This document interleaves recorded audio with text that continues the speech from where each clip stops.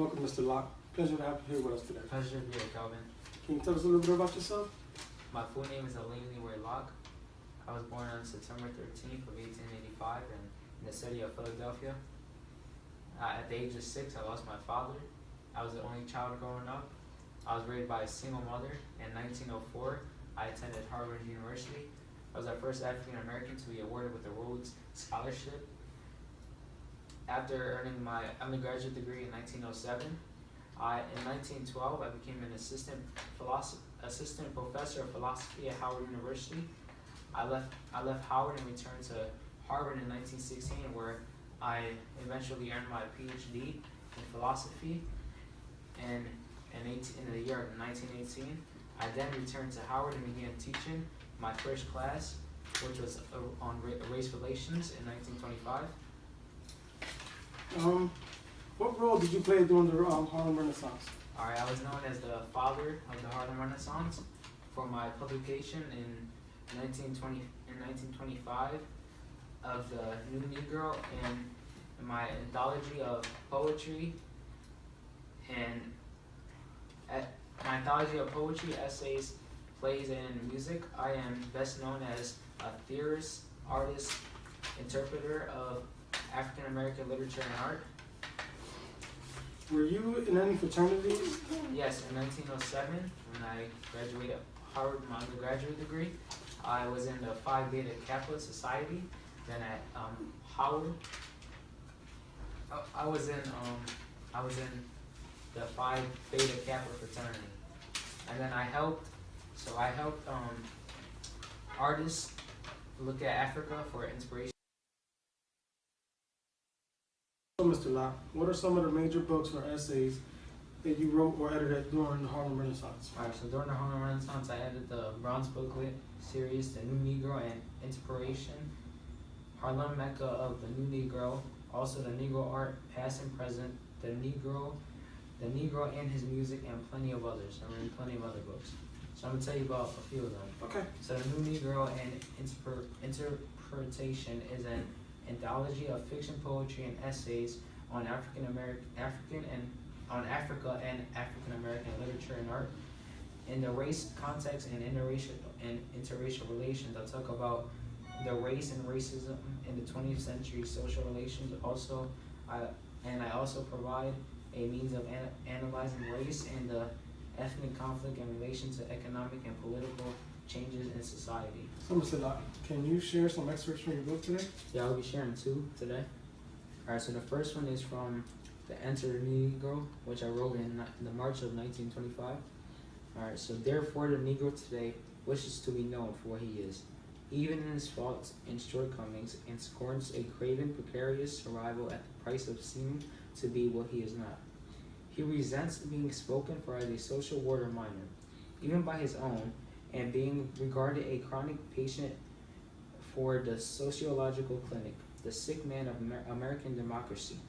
For the same reason, he himself is through with those social nostrums and panaceas, the so-called solutions of his problem, with which he and the country have been so liberally indulged in the past.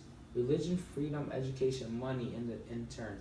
He has ardently hoped for these trusted things. He still believes in them, but not in blind trust that they alone will solve his. Second excerpt from the New Negro. He now becomes a conscious contributor and lays aside the status of beneficiary and ward for that of a collaborator and participant in American civilization. The great social gain in this is the releasing of our talented group from the arid fields of controversy and debate to the productive fields of creative expression.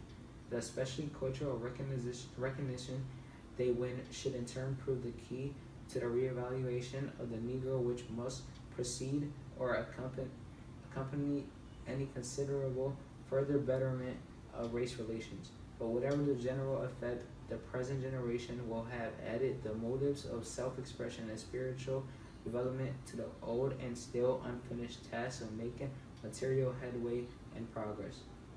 No one who understandingly faces the situation with its substantial accomplishment or views the new scene with its still more abundant promise can be entirely without hope.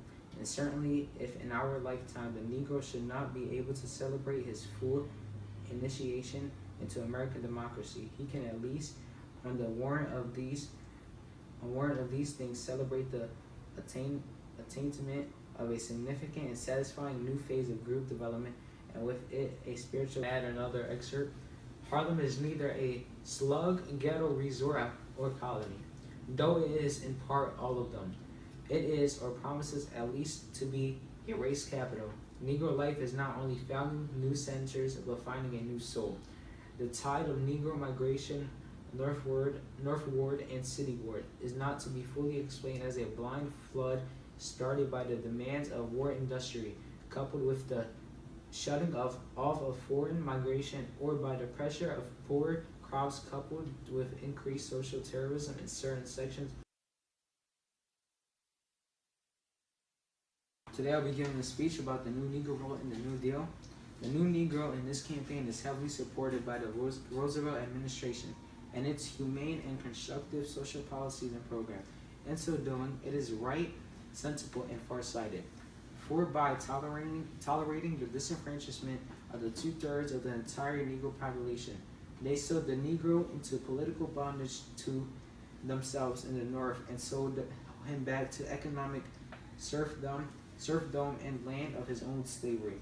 But now, by an irony of fate, the new Negro vote is in pivotal position to bid for friends and to punishment, to get off the auction block and bargain and buy in the open political market. The Republican Party has little to offer out of its land, region of power and responsibility for broken promises and betrayed loyalties. No thinking Negro can believe that the Republican Party and its leadership believe in the constructive except for some people. The 14th and 15th Amendment, broken and nullified, face him only too clearly and tragically.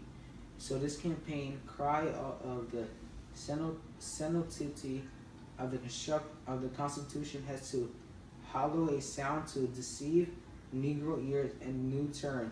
Tell doctrine of the states' rights holds to sinister a prospect to attract the Negro slowly opening political eyes.